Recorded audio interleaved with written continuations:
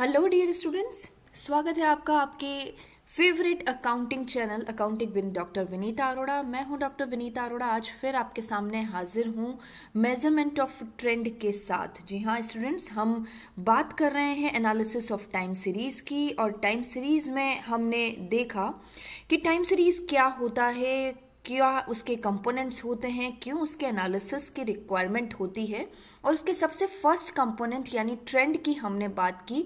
और इससे पहले हम ट्रेंड के मेजरमेंट या एनालिसिस से रिलेटेड दो मेथड्स हम देख चुके हैं। It is the semi average method and free hand curve method.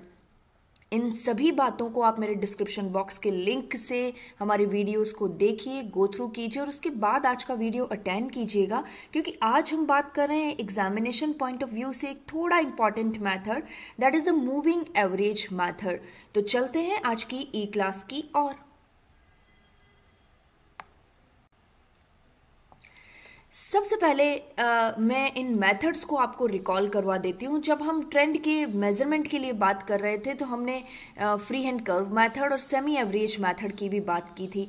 आज स्टूडेंट्स हम ये मूविंग एवरेज मेथड की बात करने वाले हैं।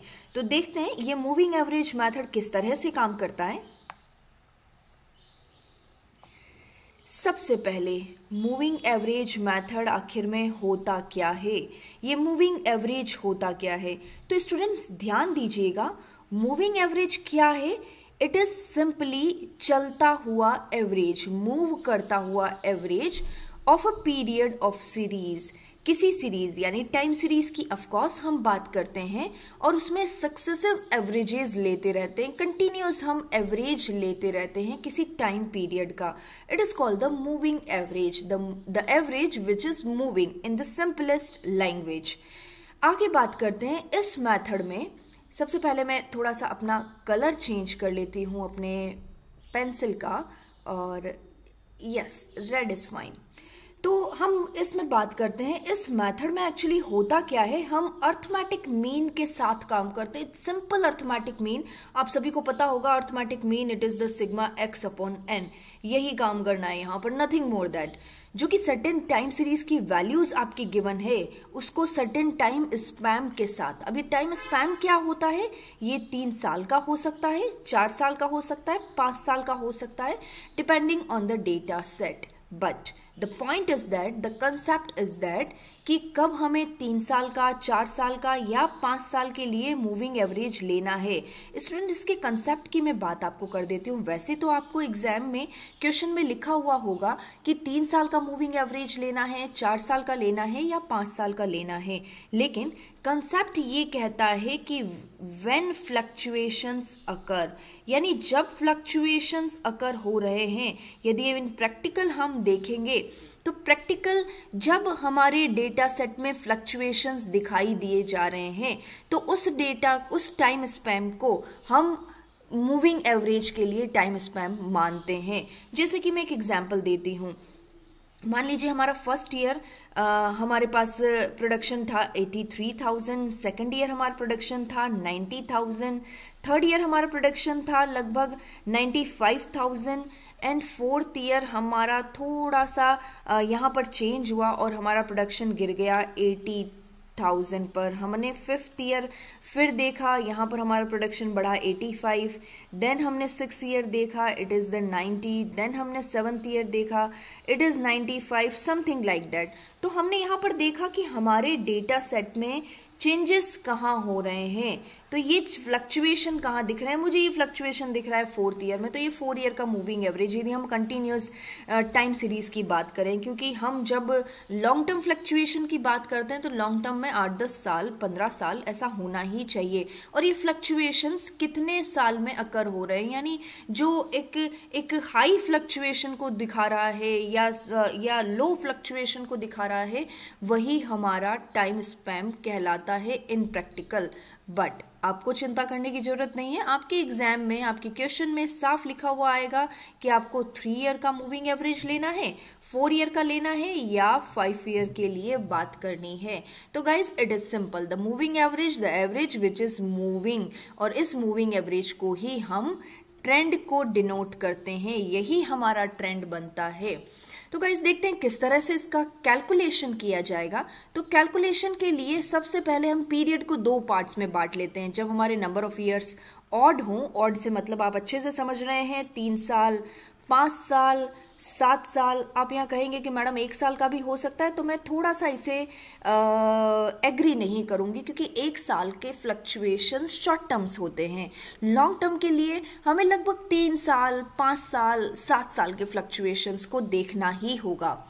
और यदि इवन की बात करें तो इवन में या तो वो 4 साल हो सकता है, या 6 साल हो सकता है, या 8 साल हो सकता है, या फिर आप फिर कह सकते हैं क्या मैडम 2 साल का भी हो सकता है। तो अगेन इससे थोड़ा डिसएग्री मैं इसलिए करूंगी because trend is a long term fluctuation, long term fluctuation को डिनोट करता है, इसलिए कम से कम हमें 4 साल का लेना ही चाहिए। तो 4, 6, 8 साल का जनरली एग्जाम में जिस तरह का टाइम पीरियड या टाइम स्पैम आता है वो या तो इवन में पूछा गया है तो 4 साल का आएगा, और यदि ऑड में पूछा गया है तो 3 साल और 5 साल का पूछा जा सकता है।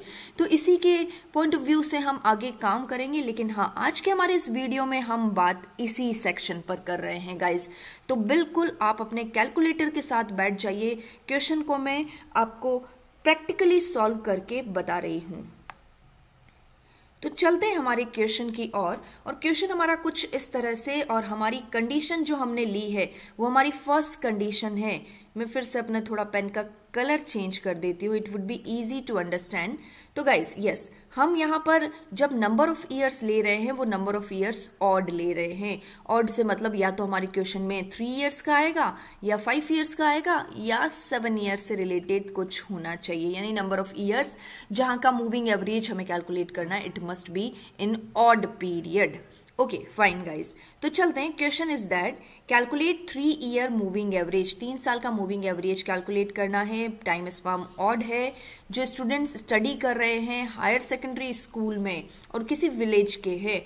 तो देखते हैं किस तरह का ट्रेंड यहाँ पर बनता है इन डेटा के साथ। ये ओरिजिनल डेटा है, ईयर्स आपको गिवन है 2013 से लेकर 2022 तक। Yes of course it's a very contemporary और करंट डेटा। स्टूडेंट्स यहाँ पर नंबर ऑफ स्टूडेंट्स जो स्टडी कर रहे हैं 332, 317, 357 एंड सो ऑन। तो गाइस देखिए लगभग थोड़ा इंक्रीजिंग ट्रेंड ही मुझे यहाँ पर इन सिंपल दिख रहा है। 332 से हम 2022 में जो पहुंचे हैं 438 के डेटा के साथ, तो एक इंक्रीजिंग ट्रेंड मुझे ओवरऑल दिख रहा है। बट देखते हैं यहाँ पर किस तरह से हम ट्रेंड कैलकुलेट करते हैं, क्योंकि गाइज मैंने आपको बताया ना, कोई भी टाइम सीरीज का डेटा है यानी उसका कंपोनेंट, कोई भी टाइम सीरीज का डेटा है वो 4 चीजों से मिलकर बनता है। वो ट्रेंड हो सकता है, सीजनल हो सकता है, साइक्लिकल हो सकता है, या इरेगुलर हो सकता है। इन 4 का ही इम्पैक्ट होगा किसी भी डेटा में। तो देखते हैं हमारे इस डेटा में यानी 332, 317 इन सभी डेटाज में ट्रेंड का कितना इम्पैक्ट है, यही ट्रेंड हम कैलकुलेट कर रहे हैं। तो बी कॉन्शियस। नाउ शुरू करते हैं किस तरह से काम करना है। सबसे पहले फॉर्मेट आप बना लीजिए, नंबर ऑफ ईयर्स आप ईयर्स लिख लीजिए एंड नंबर ऑफ स्टूडेंट्स हमने यहाँ पर लिख लिए। अब क्योंकि आपको 3 ईयर्स का मूविंग एवरेज लेना है तो 3 ईयर्स के मूविंग एवरेज में बहुत ही सिंपल, क्योंकि ऑड है, ऑड में थोड़ा सिंपल है। तो सिंपल क्यों, किस तरह से, देखिए 3 साल का मूविंग एवरेज लेना है, ये 3 साल, और एवरेज मूव करता हुआ होना चाहिए। लेकिन पहले हम एवरेज देख लेते हैं। तो ये 3 साल फर्स्ट 3 ईयर्स हमने देख लिए, 332, 317 एंड 357। इन तीनों का आप टोटल करके, इन तीनों के टोटल को आप बिल्कुल सेंटर ईयर में लिख दीजिए, because average represent the centre value. तो हम यहाँ पर सेंटर में लिख लेते हैं। मेरे पास टोटल की हुई है, आप अपना कैलकुलेटर शुरू कीजिए और देखिए क्या मैं सही कर रही हूँ। तो ये हमारे पास टोटल है 1006 की। और गाइस ये तो हमारी मूविंग टोटल है, ये हमारी मूविंग टोटल है। हमें मूविंग एवरेज पर जाना है, तो वही जो फंडा मैंने आपको दिया था ना, सिग्मा एक्स अपॉन एन। तो देखिए यहाँ पर सिग्मा एक्स हमारा हो गया 1006 और एन हो गया हमारा 3। तो यहाँ पर यदि मैं 1006 डिवाइडेड बाय 3 करूं तो हमारा ये जो मूविंग एवरेज मिल रहा है वो है मेरे पास 335.33। यस, आप चेक कर लीजिए अपने कैलकुलेटर में, इज इट राइट और रॉन्ग, वट। तो गाइज ये हमारा फर्स्ट ईयर का यानी 2014 के लिए ट्रेंड की वैल्यू कैलकुलेट हुई है 335.33। अब आगे क्या करना है, देखिए आगे क्या करना होगा, आगे आपको फर्स्ट ईयर को छोड़ देना है, पहले साल यानी 2013 को छोड़ दें, और अब हमें अगले 3 साल का, that's why I said moving average, यानी पहले ईयर को छोड़ दीजिए, अब अगले 3 साल का निकालिए। 317, 357 और 392, इन तीनों का टोटल कर लीजिए, और बिल्कुल बीच का ईयर जो कि है 2015, तो 2015 के सामने इसका टोटल आ रहा है 1066। इस 1066 को एवरेज कर लीजिए यानी डिवाइडेड बाय 3 कर लीजिए, तो मेरे पास है 355.33। तो गाइज ये हमारी ट्रेंड की वैल्यू हमने कैलकुलेट कर ली। सेम गाइज अब आगे वही 2013 को हमने छोड़ दिया, अब 2014 को भी हमें छोड़ देना है। अब हमारा अगला काम होगा 2015, 16 और 17।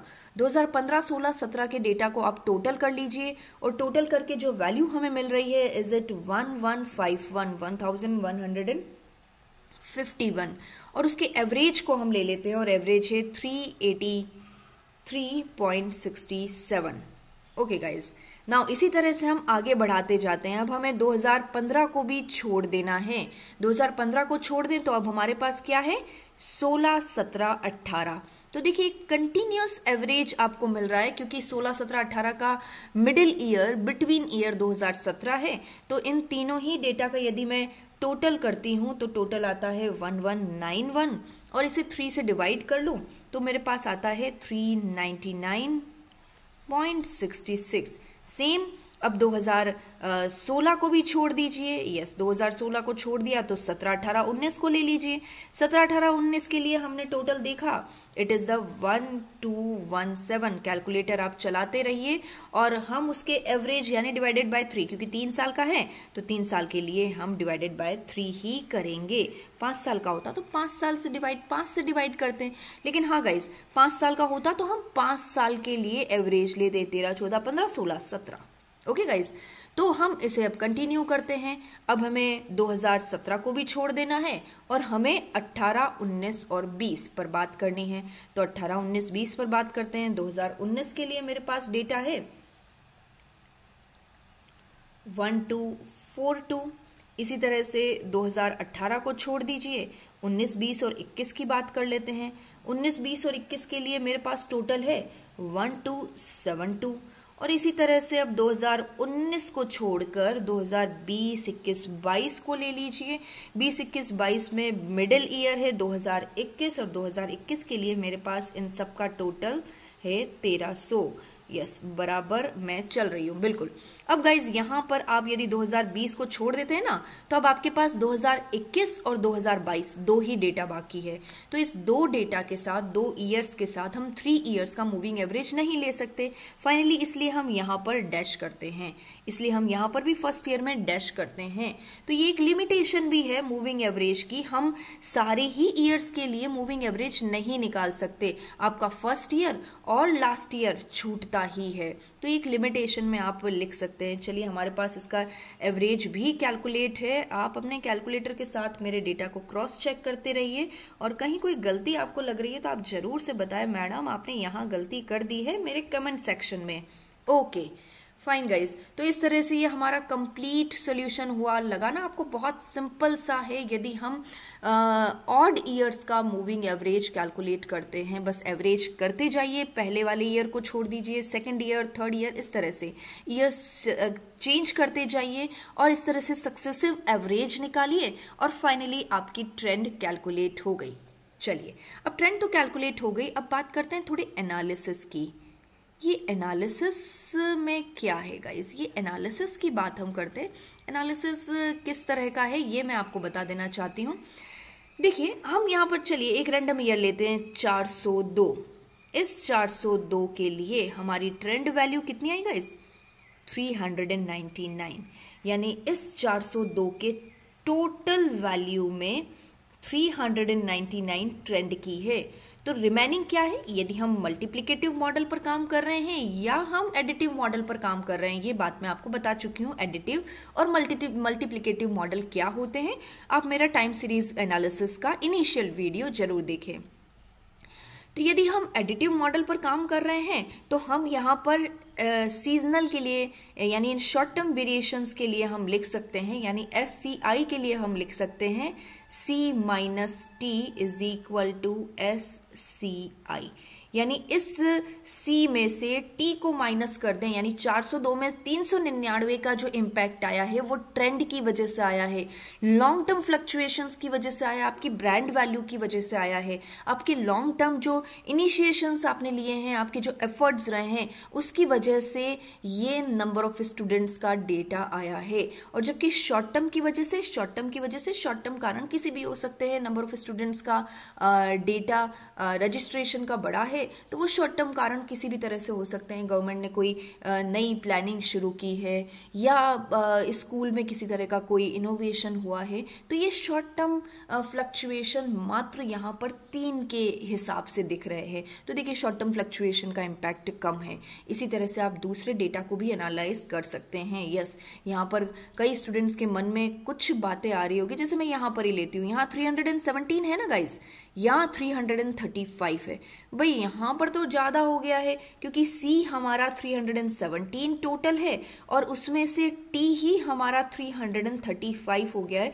तो गाइज ये SCI जो है ना, ये नेगेटिव इम्पैक्ट में है, इनका नेगेटिव इम्पैक्ट है। इस वजह से ये यहाँ पर जो ट्रेंड का इम्पैक्ट आ रहा है वो टोटल वैल्यू से भी ज्यादा आ रहा है। It is the simple analysis, it is simple interpretation जो आपको CA के स्टूडेंट्स हैं, CS के स्टूडेंट्स हैं जो स्टैटिस्टिक्स पढ़ रहे हैं, उन्हें ये सब जानना बहुत जरूरी है कि एक्चुअली इन डेटास का इंटरप्रिटेशन क्या है। तो फाइनली गाइस, आपको कैलकुलेशन के लिए मैं एक प्रैक्टिस क्वेश्चन दे रही हूँ। इस प्रैक्टिस क्वेश्चन को आप जरूर से करें और देखें, इसे इंटरप्रेट करके देखें। ये बहुत ही छोटे छोटे फिगर्स के साथ मैंने आपकी बात की है। तो गाइज, इसी के साथ हमारा आज का ये वीडियो खत्म होता है। आई होप बहुत सिंपल सी चीज आपको आसानी से समझ में आई होगी। Finally guys, thank you so much. और यदि मेरा वीडियो आपको समझ में आ रहा है, पसंद आ रहा है, तो लाइक करें, हमारे वीडियो को शेयर करें, एंड द सबसे इम्पॉर्टेंट थिंग इज दैट आप हमारे चैनल को सब्सक्राइब करें। हमारे 97% व्यूअर्स ऐसे हैं जिन्होंने मेरे चैनल को सब्सक्राइब नहीं किया है। So guys, please subscribe my channel. Thank you guys, thank you so much.